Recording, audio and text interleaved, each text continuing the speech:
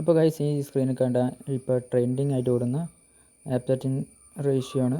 അപ്പോൾ ഇതെങ്ങനെ ക്രിയേറ്റ് ചെയ്യാൻ നമുക്ക് നോക്കാം. അപ്പോൾ വീഡിയോയിലേക്ക് പോകാം ഗൈസ്. അപ്പോൾ ഓൾറെഡി നമ്മൾ ഒരു വീഡിയോ എഡിറ്റ് ചെയ്തിട്ട് ക്രിയേറ്റ് ചെയ്യുക. അപ്പോൾ ഏത് വീഡിയോ ആണ് വേണ്ടത് ആ വീഡിയോ ക്രിയേറ്റ് ചെയ്ത് വെക്കുക. അപ്പോൾ ക്രിയേറ്റ് ചെയ്ത ശേഷം അത് നമ്മൾ എക്സ്പോർട്ട് ചെയ്യുക.